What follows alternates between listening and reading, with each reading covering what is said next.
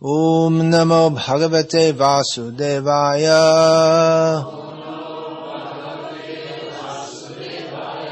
Om Namo Bhagavate Vasudevaya. Om Namo Bhagavate Vasudevaya. Srimad Bhagavatam, Canto 1, Chapter 1, Text 10, well-known verse. Prayanal Payusha Sabhyo Kalavasmin Yuge Janaha Manda Sumanda Mateo Manda Bhagyahi Upudrutaha.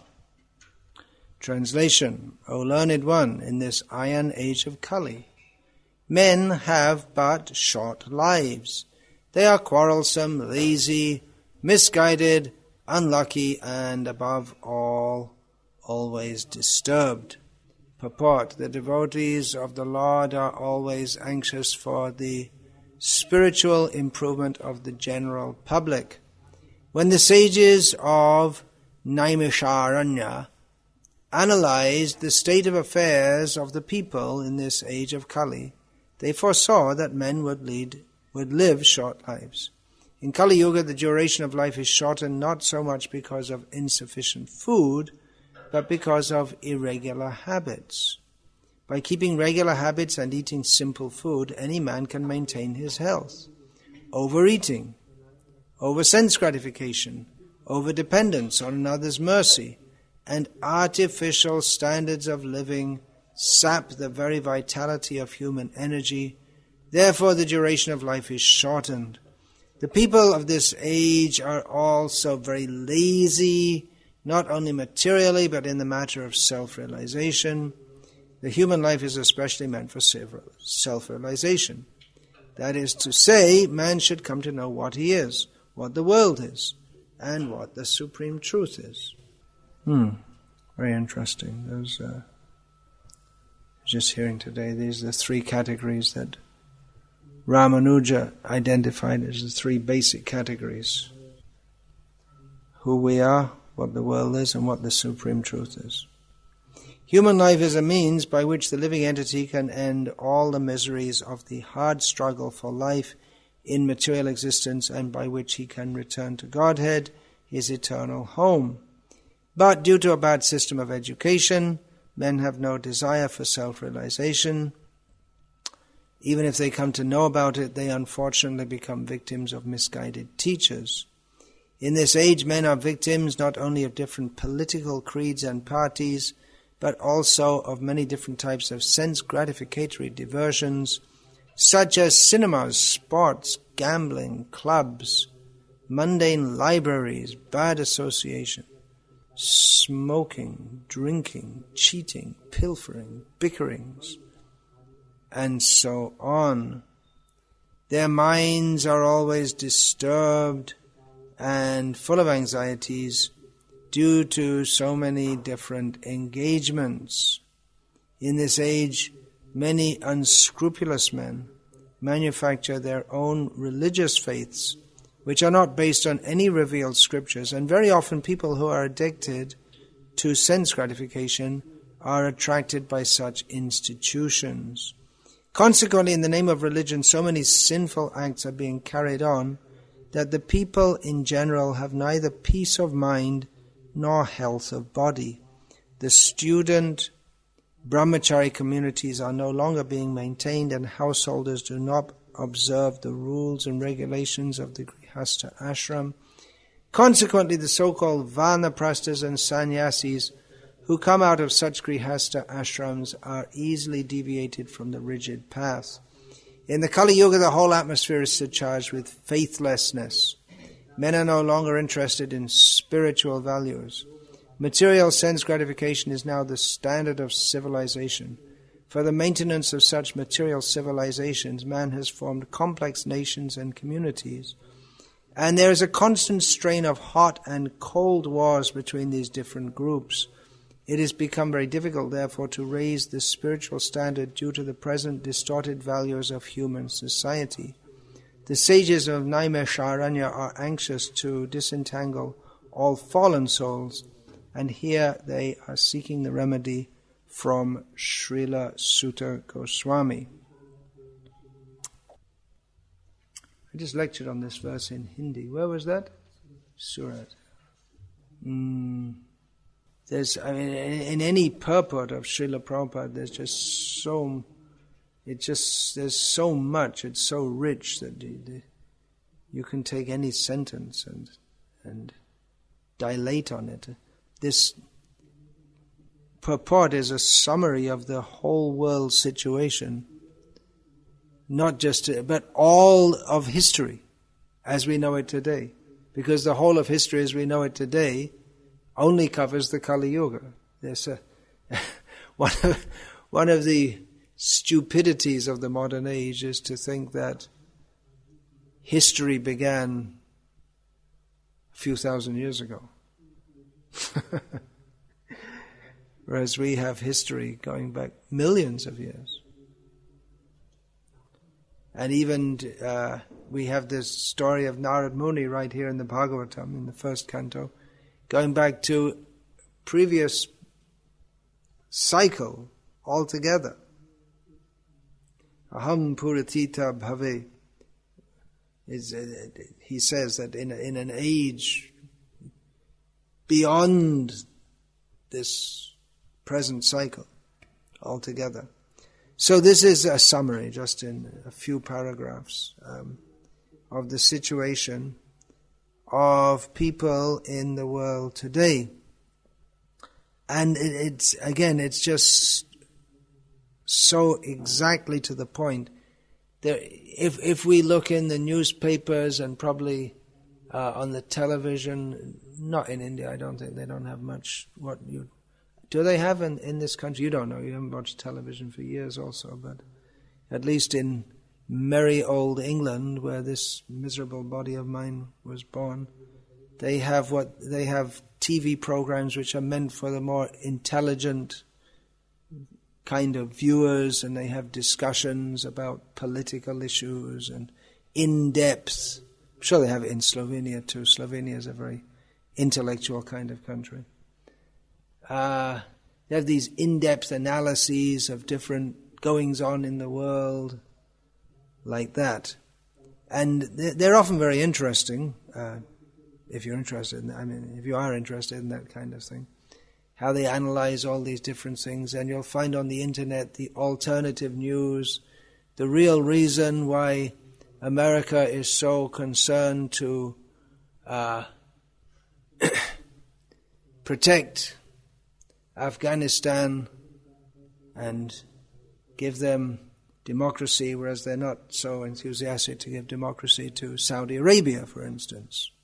We never hear about how they have to have democracy in Saudi Arabia. Well, the real story, friends, is, well, apart from all the opium that's grown there, which is a pretty good business, there's also the oil in Kazakhstan and Uzbekistan, all those places, which you want to have pipelines through Afghanistan. So you can get it to the sea and take it out to America so you can fly your planes over to Afghanistan and bomb the people there. And with, I don't really mean to kill so many people, but it's all done in a good spirit. You have to appreciate that. So you can see on all these in-depth analyses, and people even look at history, and they look at history and they come up with different theories, and was Mahatma Gandhi really like this? And recently it came to light that the greatly benevolent Winston Churchill was actually a great demon who deliberately starved millions of people to death in India. Of course, that's not like to get in the history books, because with the help of America, again, Britain won the war, and the winners write the history. So Hitler was a demon, and Churchill was a demon also, but you don't hear so much about that. Anyway, there are so many analyses of human society, and now with elections coming up in America, who will be the next president? And elections coming up here in Gujarat. Will Narendra Modi survive? Probably.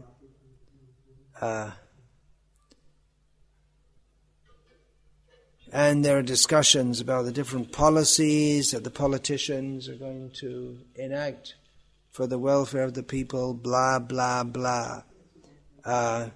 Well, we can understand much more about human society and history simply by reading one purport of Srila Prabhupada. Why, for instance, people have neither peace of mind nor health of body, and this is a major issue.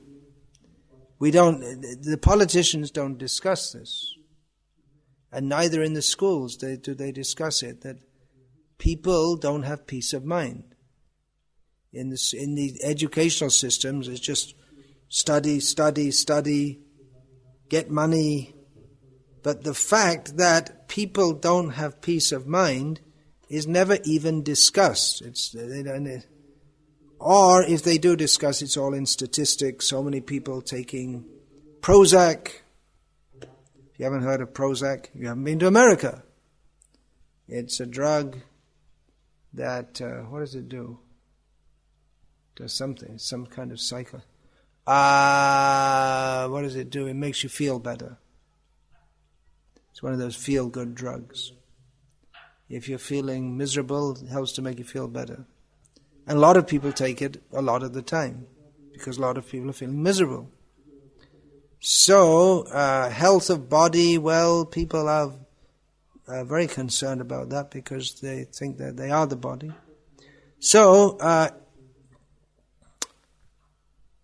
Srila Prabhupada writes here, in the name of religion, so many sinful acts are being carried on that people have neither peace of mind nor health of body. So there's the underlying reason. Why are people suffering so much in this age? Because they're performing sinful acts. It's the law of karma at work. But we're making analysis, well, the reason that people in Iraq were suffering was because of Saddam Hussein. And now they're suffering because of the terrorists. And they're suffering in Afghanistan because of the Taliban. And all they have to do is accept Pax Americana and have Coca-Cola and McDonald's, and everything will be all right. And then they'll be happy. But McDonald's is extremely sinful, and so is Pax Americana, so-called. Pax means peace. So you can be, a country can be peaceful as long as they agree to do what America wants them to do. Otherwise, they're in risk of being bombed. So, what is the reason for the suffering of people in this world? Is it because they don't have McDonald's? Is it because, what are the cause of all the problems in India? Because they have this stupid Hinduism. Is that the reason? At least in the West, it may all be considered like this, because they worship cows instead of dogs. They're so stupid. But the real reason is that people in general, they're performing so many sinful acts, and various other reasons are given here. People are victims of different political creeds and parties, different kinds of sense gratificatory diversions. People, with this list of things here, cinema, sports, gambling, clubs, libraries, smoking, drinking, people think, well, these are signs of advanced civilization. But Prabhupada is pointing out here that these are the very causes of anxiety and disturbance. Now, another thing Srila Prabhupada Right. He's just giving a summary of the whole, a bad system of education. People have no desire for self-realization. Just see, the Vedic education it's based on the principle, atato brahma jignasa. Now we have achieved the human form of life, we should inquire about the absolute truth. But the modern education, it just teaches you to live like an animal. Ahara nidra bhaya maitun. Human life is meant for eating, sleeping, mating and defending. And there's no even thought of self-realization. It's just not on the agenda at all. And if someone becomes interested in that, they say you're stupid, because they're stupid. And they want to make you stupid. Modern education is to make you, it's meant to keep people in animalistic consciousness. A bad system of education. Then what else? Srila Prabhupada writes about here. Different political creeds and parties in the name of religion. There's one particular line I wanted to...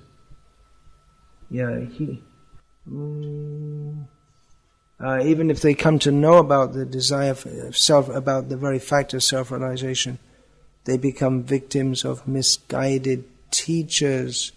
Victims. Prabhupada uses this word, victims. It's a very strong word to use. But, what do I want to say here? It's a completely different perspective. To say that people are no one talks about a victim of a different political creed. A victim of communism, a victim of Hindutva. Well, you might say that if you're in another party. You see, if you're a staunch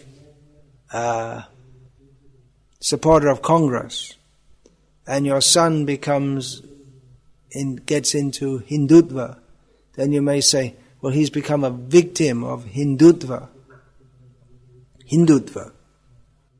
So you may say it like that, but Prabhupada says that all the different political creeds and parties, if anyone subscribes to any of them, they're victims. And all these cinemas, sports, gambling, clubs, people saying, well, if you can go to a cinema, that's great. That's wonderful. In the last generation, the cinema and TV has reached out to the remote corners of India where it didn't used to be. And people saying, now we have a cinema in our town.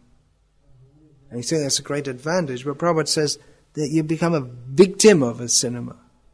And we can see that with this recent film. Oh my God, this film. How people, they're so stupid, they go to the cinema and they see a film, and all of a sudden they think that going to temples is bad, chanting the names of God is bad, and just by watching some movie. So they become a victim of gambling, clubs, mundane libraries. What's the solution to all of this? Well, the solution is right there in the Bhagavatam. Krishne swadhamo pagate dharma jnanadibhi saha kalo nashta drisham esha purana kodhunoditaha. That Krishna has gone back to his own place.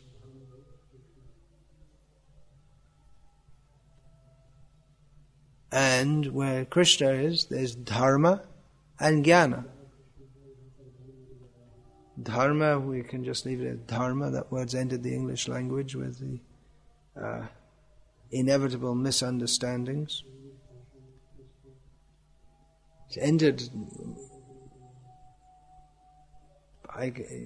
partially due to Prabhupada's books and partially probably due to Buddhism, which has become popular. Just people are so unfortunate. They get interested in something beyond the day-to-day mundane way of life, and they become interested in Buddhism. So, dharma and jnana, which means knowledge, real knowledge. So, that's gone. Then what are people in Kali Yuga supposed to do? Without dharma and jnana, people become victims of education, careers, poisonous foods. They laugh, but it's miserable. And just everything. Victim means that, what does this word victim means? It means someone is in a weak position and they are mistreated, exploited and used by someone who's stronger than them and who they have no power to resist. That's the meaning of a victim. So we become victims of so-called education, the whole modern culture which is based on crass stupidity, everything, different kinds of philosophies, so many people, so many different philosophies, because people don't adhere to scripture, and then they come up with so many different philosophies. And even if there is scripture, then they also interpret it in different ways. This idea that, well, everyone, you just feed all the data or just think into your think box, your brain, and you come out with some different theories. There's so many different theories floating in the world and so many different ways that people are trying to attract our attention and control us and exploit us psychologically. Just like people think they're free in the modern age, but they're not free. They're trained from the beginning of their life. They're psychologically programmed to be victims, to work in a society that just wants to use their labor, and then they get money and then they spend it on all kinds of useless things. And they think the more useless things they get, they think the better my life is. And they're just trained to think like that. So people think they're free, but they're not free. They're psychologically manipulated. So freedom comes from knowledge. People are in ignorance of the purpose of life, and freedom comes through knowledge. When one gets knowledge of the actual purpose of life, then he's liberated from all these diversions, sense gratificatory diversions, as Srila Prabhupada words it. Sense gratificatory diversions. How do you translate that? We saw the book. Anyway, that's up to you. Sense gratificatory diversions. I mean, no one even thinks, unless you read Prabhupada's books, no one even thinks like this.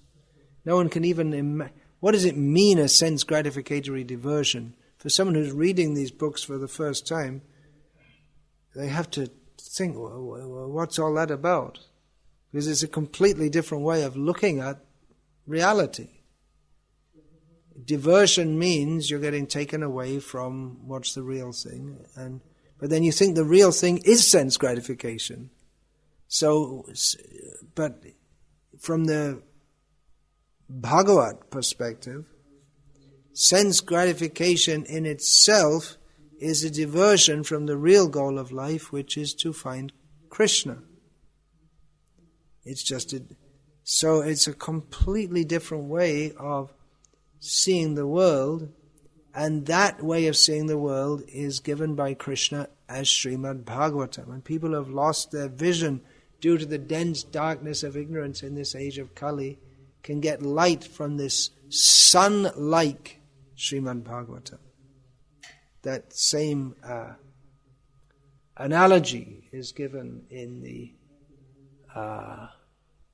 Bhagavad-gita by Krishna. Jnanena tutada jnanam tesham nashitam atmanaha.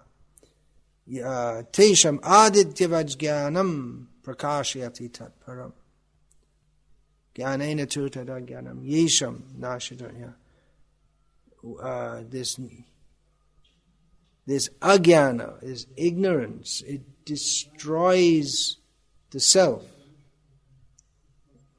That, of course, the self is never destroyed, but our actual selfhood, that we are eternal servants of Krishna, that doesn't manifest if we think that, or if we don't know that we're servants of Krishna.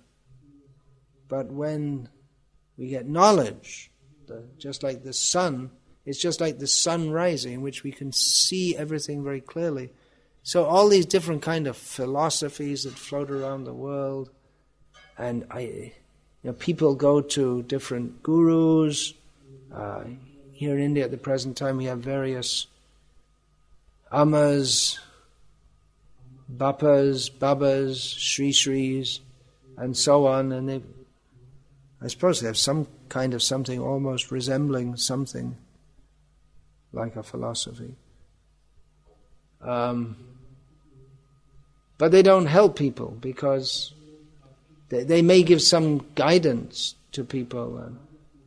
Just like someone told me that his relatives, after they became so-called disciples of this ashram, then they became vegetarians and they started doing puja every day. So you can say improved their life.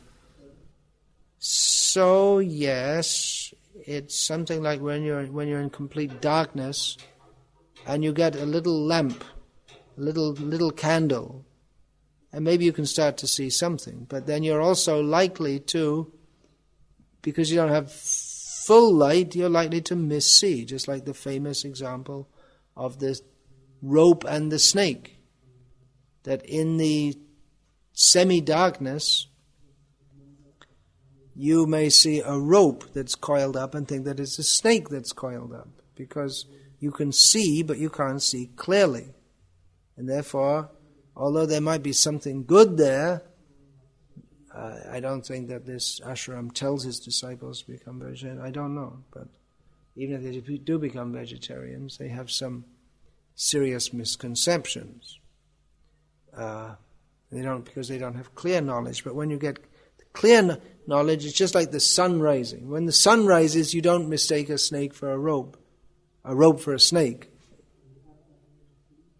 Of course, if you mistake a rope for a snake, it's not so bad. If you mistake a snake for a rope, then you could be in a lot of trouble if it's a poisonous snake. But either way, when the sun rises, then it's just completely clear whether it's a rope or a snake. At night, when in the semi-darkness, you can't be sure at all. And when in complete darkness, or when you're asleep, then you don't even know that you can't even perceive any snake or any rope. You're just in complete ignorance. So the Bhagavatam gives clear knowledge. Krishna manifests himself, and Krishna speaks through his devotees also, as Srila Prabhupada writes here, the first line of the purport: the devotees of the Lord are always anxious for the spiritual improvement of the general public. So Krishna speaks through Srila Prabhupada also and gives these very clear purports. Everything is very clear. People of clear consciousness this in itself, the Bhagavatam, clears our consciousness, and the more by hearing the Bhagavatam, we get clear consciousness. Shinvatang swakata krishna punya shavana kirtana hridyantas tohya bhadrani vidhunoti suhrid satam nashta prayesh vabhadreshu nityang bhagavat sevaya bhagavat yutama shloke bhakti bhavati naishtiki.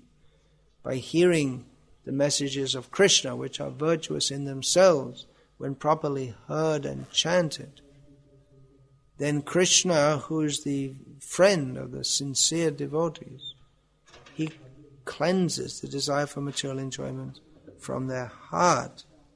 And as they become more and more freed from the sinful desires within the heart, and by regularly hearing the Bhagavatam, then one becomes fixed in service to Krishna. So by hearing Bhagavatam, the heart becomes cleansed, and as we become more cleansed, then the message of the Bhagavatam becomes more and more perceivable to us.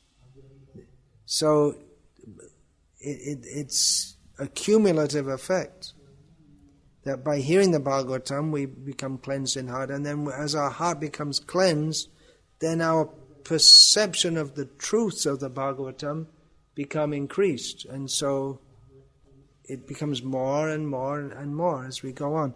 And of course, as the Bhagavatam also recommends, along with hearing the Bhagavatam, there is chanting of the holy names of the Lord. These two processes for Kali Yuga. The chanting the holy names, chanting the glories of Krishna, hearing the Bhagavatam, all these processes associated with devotees. They're very powerful processes for cleansing the heart and clearing the confusion of Kali Yuga.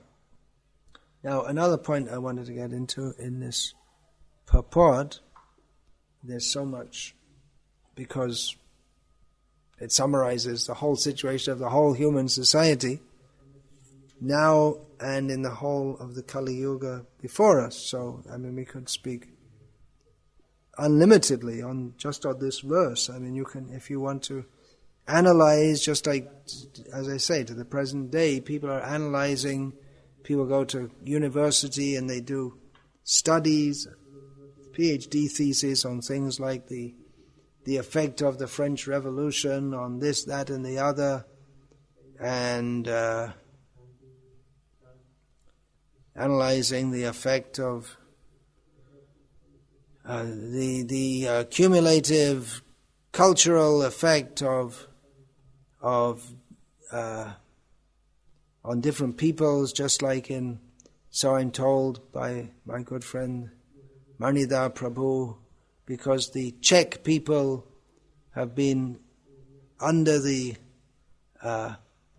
domination for centuries by the Austro-Hungarian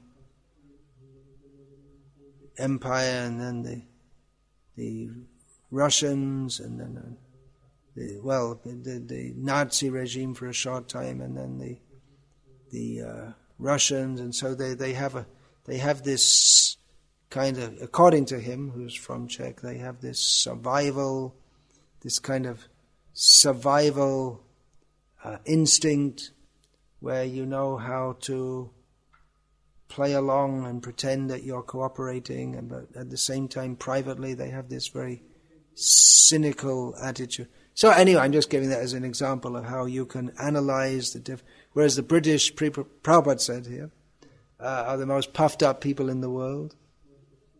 They always think they're the best. As one devotee told me, in Malaga, in Spain, where many British people go, because it's much better weather than in Britain, and you can go there on a cheap flight. So he told me that the British, they're so puffed up, they think they're the best. So that comes, I guess, from having dominated the world for a short period of time, mostly in the 19th century. So you can you can analyze so many different things, but the Bhagavatam gives the realized understanding of all of this. So one other point here that I wanted to discuss, it's another very big subject. The student, brahmachari communities are no longer being maintained, and householders do not observe the rules and regulations of the grihastha ashram. Consequently, the so-called vanaprasthas and sannyasis who come out of such grihastha ashrams are easily deviated from the right path. Now, I want to speak about grandmothers, which is something on my mind at the moment. Grandmothers. And what's that got to do with this purport? Well, Srila Prabhupada here is talking about how the brahmachari communities are not being maintained, householders don't observe the rules and regulations, so There's the progression, brahmachari, grihasta, and therefore the brahmacharis are not trained properly, the householders don't follow the rules and regulations, and then the vanaprasthas and sannyasis who come out of that are completely useless. Prabhupada doesn't say that. He said they even if people try to be vanaprasthas and sannyasis, they're easily deviated from the rigid path. So this is a discussion of it's an allusion to Varnashram. Srila Prabhupada said we should make big banners and post it all over. Nowadays a banner means something on the internet or on a computer. So I was going to say we should post them on all our temples, and we can put them on banners on the internet also for all ISKCON related sites. Srila Prabhupada said that 50% of my work is still to be done in Varnashram. Wake up! 50% of Prabhupada's work is not done. He left it to us. That is His mercy. Let's not forget it. And be content with not doing it. Just as Srila Prabhupada criticized his own godbrothers for failing to take up the open order of their Guru Maharaj to spread Krishna consciousness all over the world, so future generations will blame us also if we just continue to ignore Srila Prabhupada's open order to establish Varnashram as the social Krishna's antidote to the mass discontent and lack of peace of mind and health of body of the society all over the world. So, where does the grandmother discussion come in here? Well, at the present time within our society there is a highly divisive controversy over whether or not women should act as Diksha gurus. Without getting into all the details of that, I would like to suggest that women are gurus and definitely should be gurus, must be gurus, but primarily in the way that is given in Shastra as being mothers. The mother is the first guru.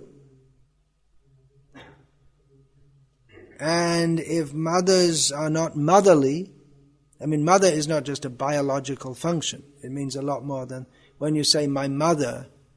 You're not just talking about, when you think about your mother, you don't just think of the particular organism out of which your body popped out of.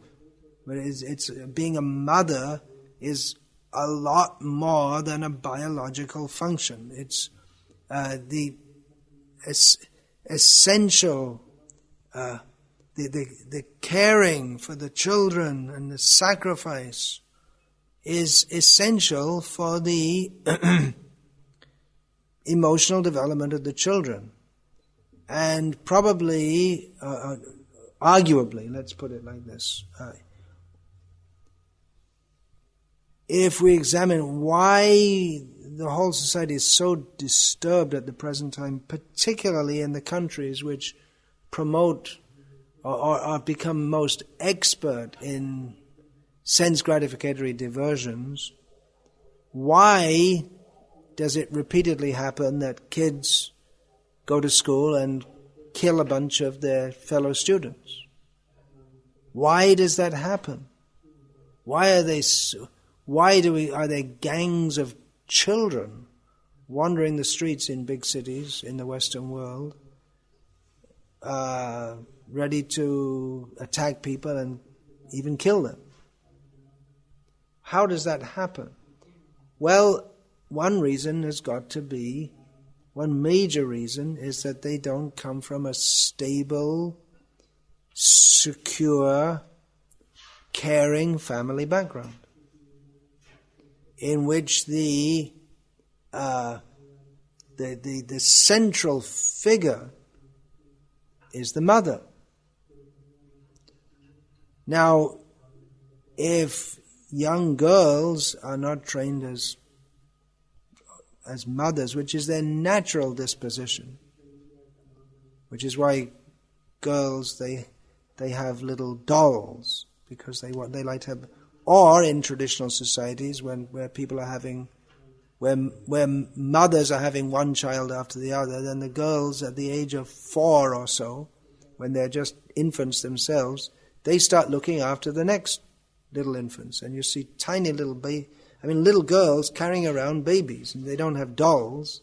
They have actually, their little younger sister or the next door neighbor's younger sister, because in a village, there's not that much distinction between which family is which. It's all like one big family.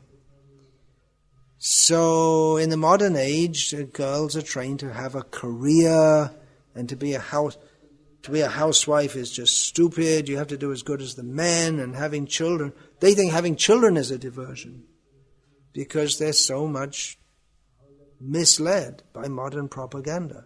And that's one of the reasons, just talking about Afghanistan, and people rightly, they're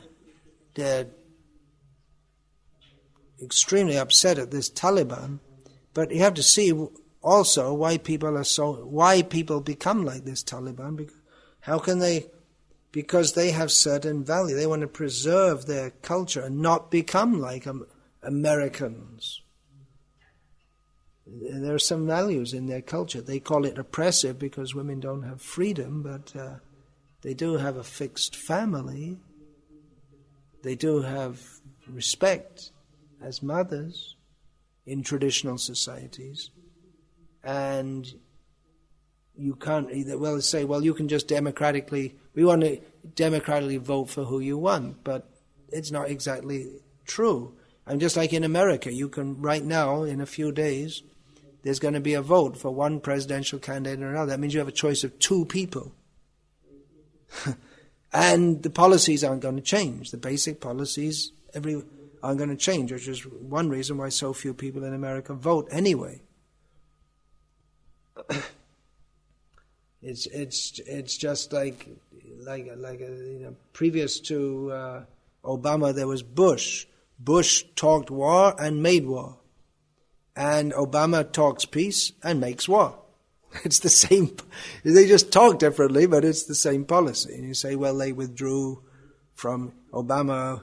Withdrew from Iraq. Well, that was a political necessity which Bush had already started anyway, and then under Obama they killed Gaddafi because he wanted to pull out of the monetary system which favors America paying for oil in dollars and so many things. So, why are these people terrorists? Of course, they would call people who bomb their country terrorists also. It's from the modern perspective, from the Western perspective, just like Prabhupada, he was walking once and some ducks were in the path. They were still sleeping in the morning in the park, and one devotee shooed them out of the way, saying, "Get out of the way, you rascals." And Prabhupada said to the devotee, "They think you're a rascal." They're just sleeping early in the morning. You see ducks, they all stand in a group and sleep. And they think, who's this person just waking us up so rudely? So, getting diverted here. So, then why they adopt such tactics? Well, they don't have any choice. If they want to try to keep their culture as it is, and I'm not saying it's so wonderful. Taliban first achieved massive infamy by blowing up ancient Buddhist statues, huge statues in Afghanistan. They achieved instant infamy all over the world. Well, they're already infamous even before that. But if they just acquiesce, okay, let's have democracy and they will all have votes, but it's all manipulated. This democracy is another cheating. Anyway, where was I saying? I was talking about grandmothers. what we really need is not Guru Devis running around all over the world. I mean, I'm sure they're doing good service and all that, but what we need, if we're going to establish Varnashram, is we have to take very, very seriously brahmacharis, grihastas, vanaprastha, sannyas, brahmana, kshatriya, vaishya, shudra, establishing all this. And the majority population for most of their life are going to be in the grihastha ashram. We have to establish that. The modern family life is sit in front of a TV or a computer screen, and the kids, well, if you have them, okay, but what's on the TV is more important. And because this whole mood of sense gratification is so strong, and the idea that women, they have to show themselves, get a job, have a career, make themselves independent, their natural tendency to be, the natural feminine tendency to be motherly is spoiled by all of that. And they go through their whole life, so that even when they're older, they're not really, they go through their whole life like that, so that even when they're older, they're not really, of course I'm generalizing very much here, but they're not really grandmotherly. They're still trying to be kids. They never grew up. You'll see women more than 60 years old, they're still putting this nail polish. For what? I mean, when you're young, you can kind of understand the stupidity, but when you're over 60, then it becomes, it's almost the decoration on a dead body, because it's almost, I mean, the body looks like it looks like it's almost dead. But they never got out of this mood that we really have to enjoy our senses. And so those natural feminine tendencies of affection never developed. Their kids never got it, if they had kids. And then there's no one to guide the next incoming generation, and it's just a disaster, generation after generation, certain to get worse.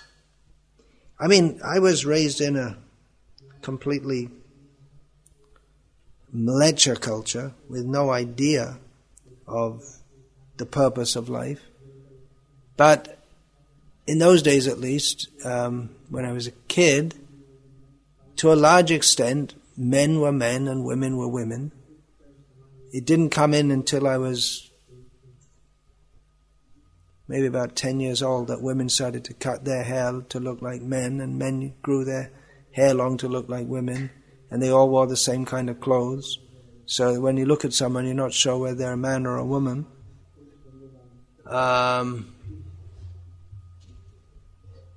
Even in the West, men were men and women were women, and there's no concept of Stri Dharma as such, but women, they got married and they were mothers, generally speaking, and they were actual mothers to their children. And then the whole thing of that they have to have a career and all that really got big in the 1960s and 1970s. And grandmothers, I mean, I know myself that my paternal grandmother, probably my maternal grandmother saw me, but I don't even remember what she looks like or anything. But my paternal grandmother was very, very affectionate to me. Of course, how they express their affection in feeding me kinds of things which shouldn't talk about here. But just very, very affectionate, and all the women of her generation were like that. They're very naturally loving toward children. And Prabhupada said that, the the grandfather is more affectionate than the father. So that's required. And if people don't, you may say this is mundane. Well, in one sense it is, but when we talk about varnashram, we're talking about a social arrangement that can help people to live a fairly regulated and sane life in this world so that they can practice Krishna consciousness. So we shouldn't underestimate or misestimate the role of women. They have a vital role to play, first of all in bringing forth children to this world, and the Shastra praises them as being the first gurus. So they have a very, I would say very important, essential role to play as gurus, and 50% of Srila Prabhupada's mission is to establish Varnashram, in which the Varnas and ashrams have to be divided, and women have to play a particular role, not an Stri Dharma is a particular role essential to Varnashram, which it's to a large extent it's just the natural role that goes, material nature under the guidance of Krishna has given that a particular mentality that goes with the female body. I discussed this a lot in that seminar, Women Masters or Mothers. So the women devotees in our society have if at all we are to take up Srila Prabhupada's directive to establish Varnashram, then women have a very important role to play, but they have to understand that it's not the role that they were raised in. They were raised in a Rakshasa culture which promotes the killing of children and the killing of spiritual propensities. So, yeah, the senior women in our movement, they can play a vital role in re-establishing Varnashram, if that's the way we want to go, or which we should be doing, because that's Srila Prabhupada's directive to us. And if we, from the spiritual perspective, it's perfectly acceptable that there's no bar according to any material consideration that someone should preach Krishna consciousness, but there are social considerations also. We're not preaching Krishna consciousness in a vacuum. There are social considerations also. So that's a very big topic which I haven't systematically fully addressed, but just giving some idea there how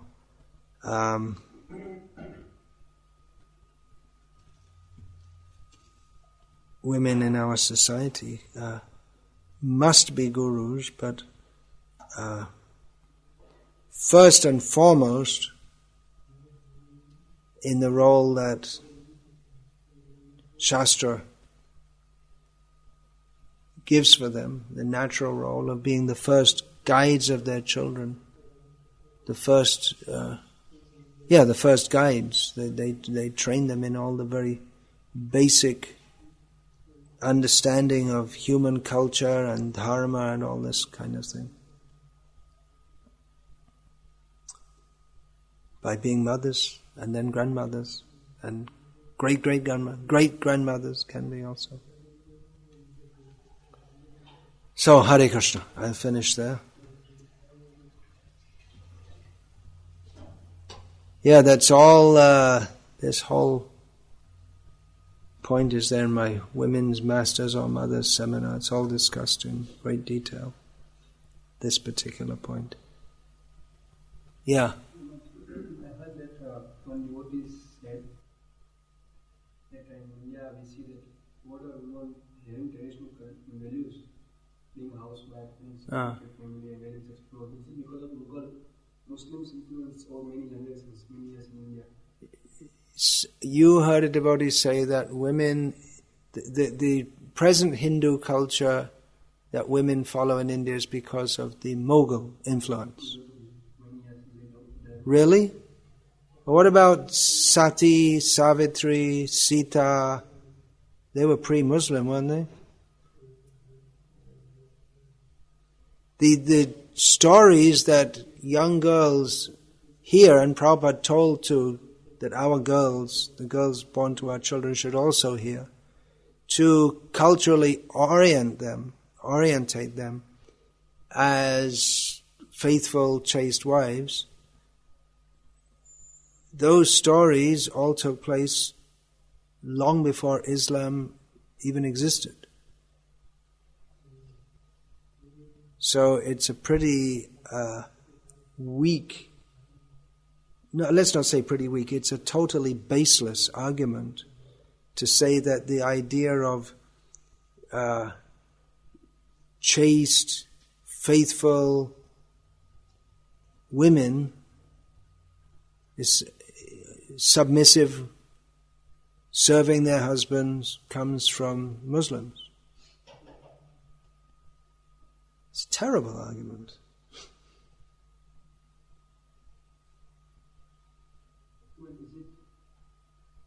How is Muslim idea of oppression? Not oppression, but not allowing women to go out. Women not allowed to go out without permission. Covered. From Vedic culture, well, Srila Prabhupada addresses that. Let's see if I can find that. It's right here in the first canto, but I don't know if I can find it. You can find it in the Veda base. It's easier to find it. Type in the word, F2, and then type in Purda, and then wildcard. It's in the chapter of Krishna returns to Dwarka. You got that?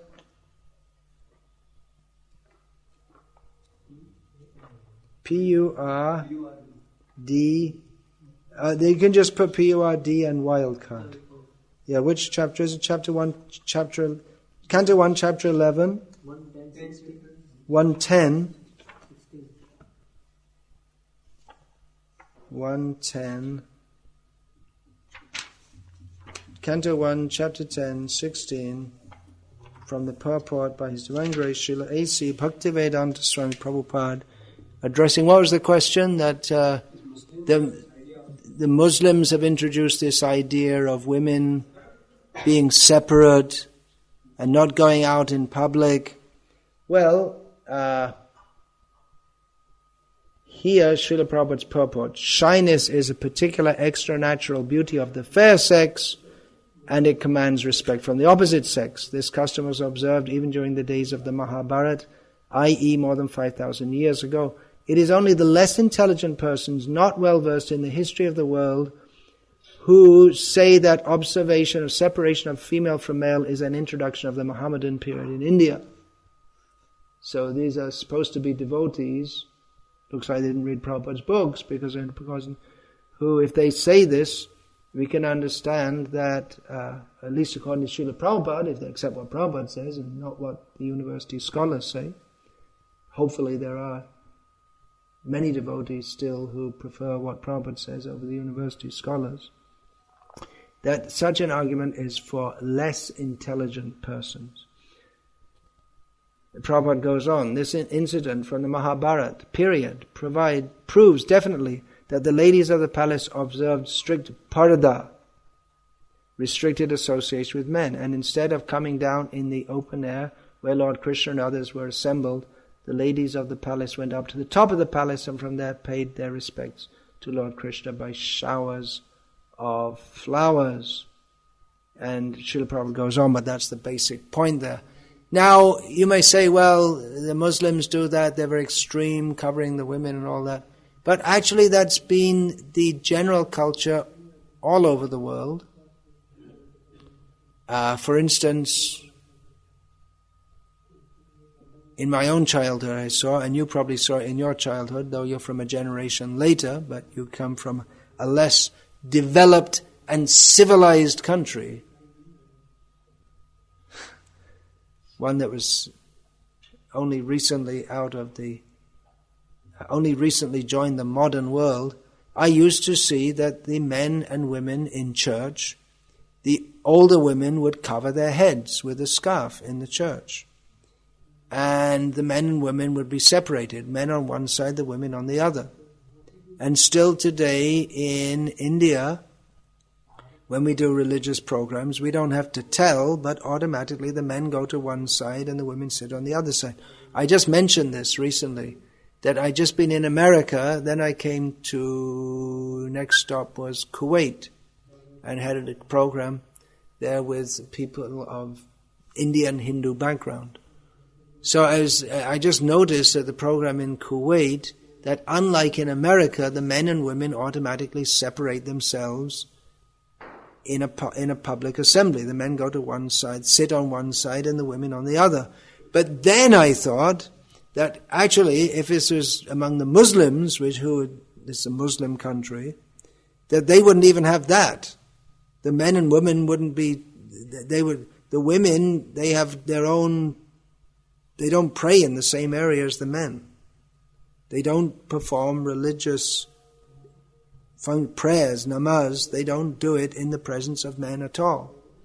And not so very long ago in India, in a religious section, just like in a speech like that, which I was giving, a religious speech, then the women and men would be separated by a screen, so that the men and women wouldn't see each other.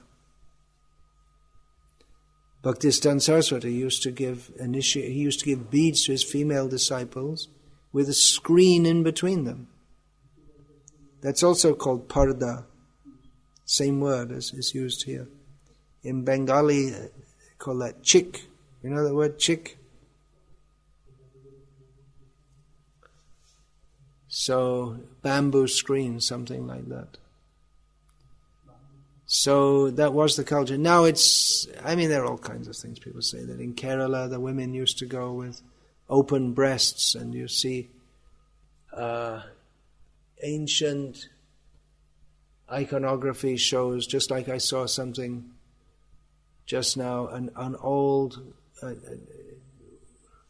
was sent on the internet, and a photo of a wood engraving which shows Sita, Ram, Lakshman and Guha in a boat, and they're all bare-chested, including Sita. That's not the description we get in the Ramayana, but it does suggest, according to iconographers, that was the standard culture at the time. Maybe it was. Maybe at some periods in some parts of India, the women used to go like that, with bare chests. Maybe.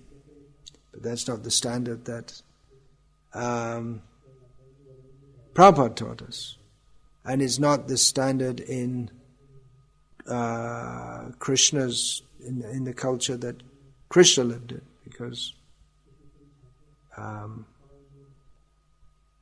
we can understand that from the descriptions, which we're not supposed to read, of the gopis' breasts becoming Prabhupada gave us that, the 10th canto of how the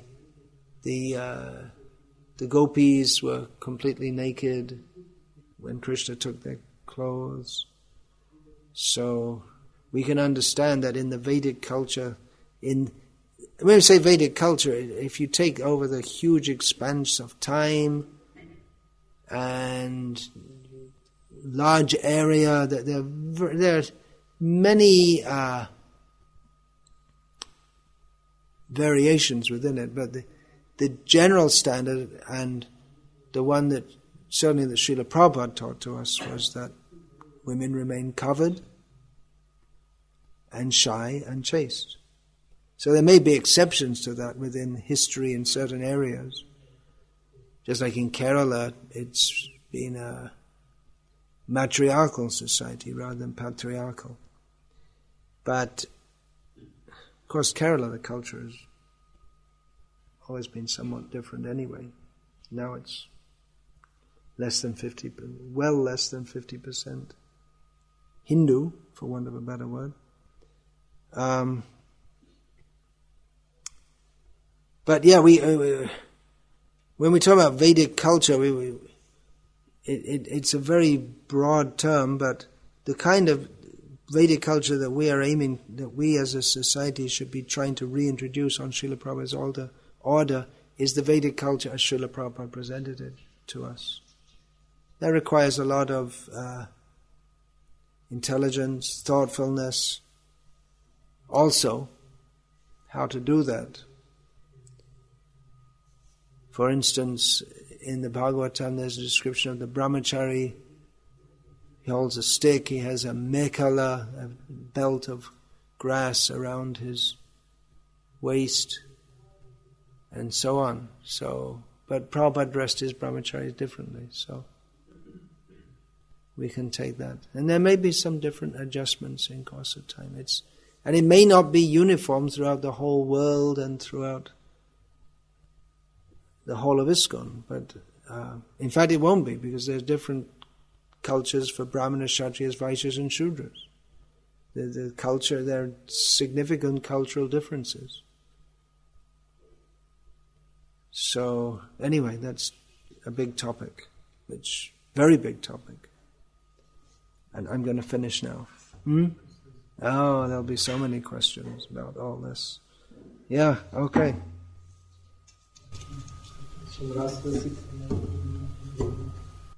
mentioned that the desire of Srila Prabhupada is that his disciples and followers implement varnashram in our society.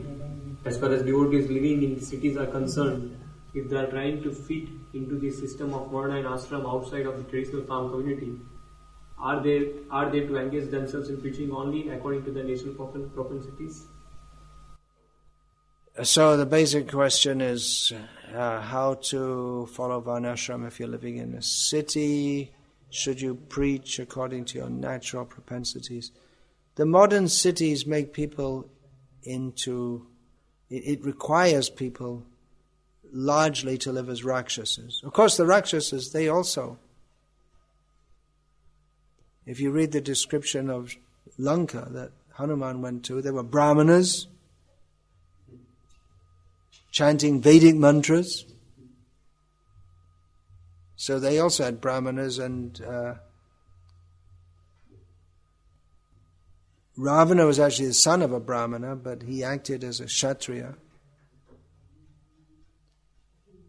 So there was Varnashram division there also. There must have been Vaishyas also, and Shudras. So, but modern society, it's made the whole situation very confused. Mostly people are living and acting as Shudras. Still, at least within the family, the first thing I would advise is if at all possible, and I understand is not that easy, is get out of the city anyway. As I've several times said, even materially, the best advice we can give to young grihastas especially is get out of the city as far away as you can and grow your own food. Because times are coming up ahead, bad times, and if your basic necessity of food, if you can provide that for your family, that's going to be a great achievement. It may be very difficult in future. So materially and spiritually, that's the best advice, to get out of the city. But if you can't do that, well, or if you feel you can't do that, then Varnashram is going to be largely theoretical, isn't it? But at least within the family, as far as possible, the husband and wife can live according to the ideal that we see in the Shastra of Sita and Ram. There are so many ideas. At the marriage, the names of the different couples are given. Lakshmi, Narayana,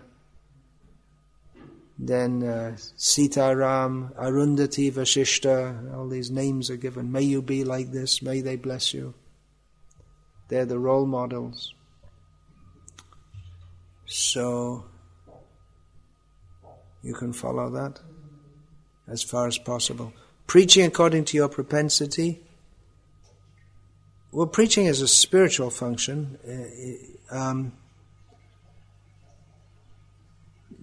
Teaching is especially the role of the brahmanas. If you're a businessman, then you can use your propensity to make money for distributing Srila Prabhupada's books. You can distribute to your customers like that. Women can also preach among women, or they couldn't go with... can be very effective, husband and wife going door to door distributing books, preaching together to other couples, like that. It's a very broad question, so I gave a broad reply. Is there anything else, sir? So you see that the Valsad and Valsad should be engaged. Sorry? The Valsad and Valsad should only engage in book distribution. The Vaishyas should only engage in book distribution? Should do only management. No. Not they should only engage in book distribution. They can go for Harinam, they can speak to others about Krishna. It's like when the house is on fire, you don't say, well, you have to wait for the firemen to come and put it out. In the meantime, you can, if you have water and a hose, you say, well, I'm not going to put the water on. I'm a Brahmin, so I'm not going to. The hose is there, the water is flowing in the tap. You say, well, that's Shudra's job. I'm not going to do that. If your house is burning down, you have to do what you can. It's an emergency. So preaching Krishna consciousness in the world is an emergency. So everyone can take part in that, and should take part in that, to whatever capacity they can.